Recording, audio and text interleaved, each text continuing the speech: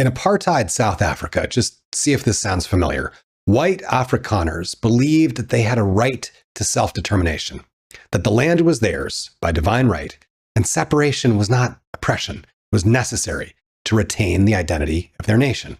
The white Afrikaners saw themselves as a people who'd arrived centuries ago, tamed and modernized an empty, uncivilized land. Their conquests over the natives, they turned into legends, like the 1830s Battle of Blood River, named after the enormous number of Zulu natives that they would kill. They'd made a covenant with God. If they won, they knew the land would be divinely ordained. And after their victory, using guns and cannons, mowing down any possible defenses against their charge, from that day forth, they were convinced they were God's chosen stewards of the land, and celebrated that day, the Day of the Vow, every December 16th for over a century.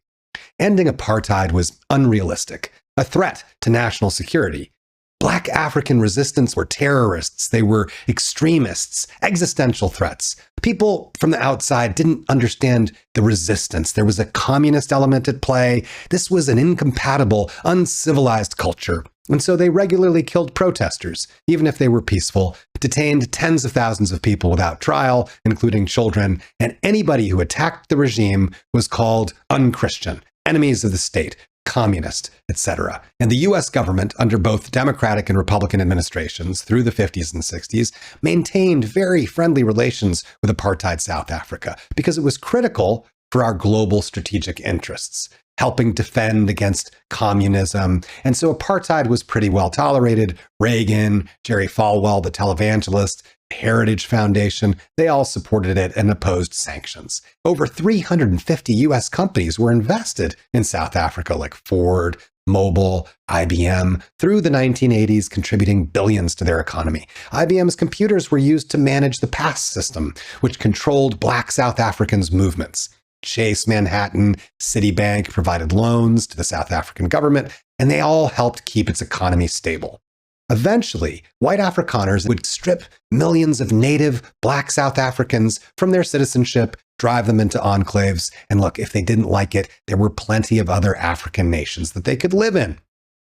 This might be sounding a little bit like modern Israel. Well, they collaborated extensively with South Africa. They had a formal military agreement. They did joint development of missile systems. Israel supplied apartheid South Africa with submachine guns and military training. And South Africa provided raw materials in return, like uranium. And today, the United States has a similar relationship to Israel as it did with South Africa, with its tech giants like Amazon, Google, and IBM, who provide the software and infrastructure used to map and monitor Gaza and the West Bank in minute detail, every village, every road, every family, over 5 million Palestinians who live under a system that some call worse than apartheid. Because even though native South Africans were denied rights, segregated, tortured, abused, Palestinians have no citizenship in any sovereign state, no voting rights, no passports, even though most of them are refugees or descendants of refugees expelled from the land we now call Israel, but they're branded as foreigners. Like South Africa, Israel claims that Arabs have 22 countries and Jews just want one. But just like Africa, most so-called Arab countries are multi-ethnic, multi-religious, and were created by European colonial powers, not Arab nationalism.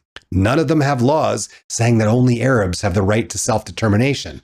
Israel's the only state in the region that legally defines itself as a nation for one ethnic group and builds a legal system to exclude everybody else. Millions of Palestinians' lives were decimated 75 years ago to create a Jewish majority state, a people many of whose ancestors were Jewish themselves, a people who'd lived on that land not just for generations, but thousands of years, a people like every other on Earth today who, if you trace back, you'll find you are related to, because all of our family trees intersect, making any attempt at stark divisions between us quickly descend into absurdity, as our similarities or differences vastly transcend any group naming conventions and the ever-changing borders of our imaginations.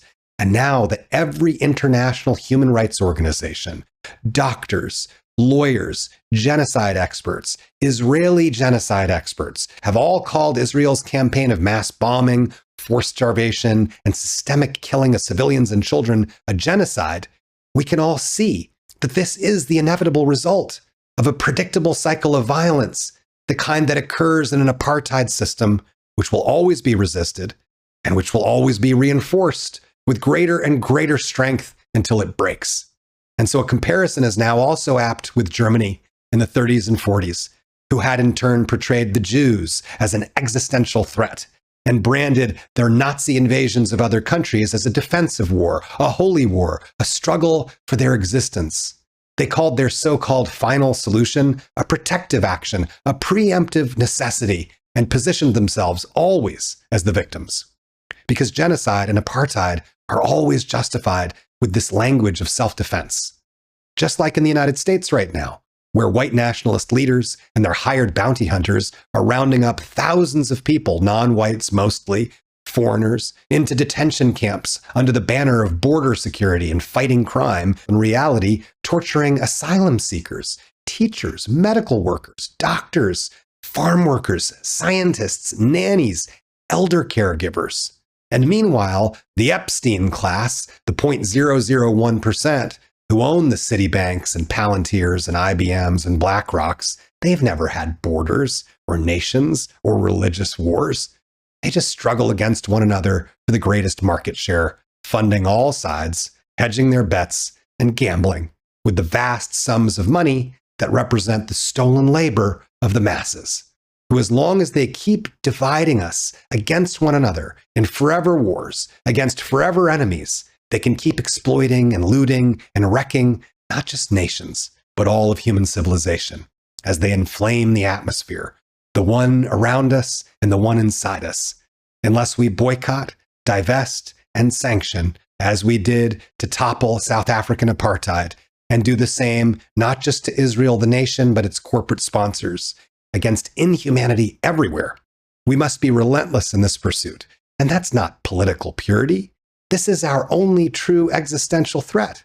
Apartheid, a word that means separateness, is an illusion we maintain at our peril.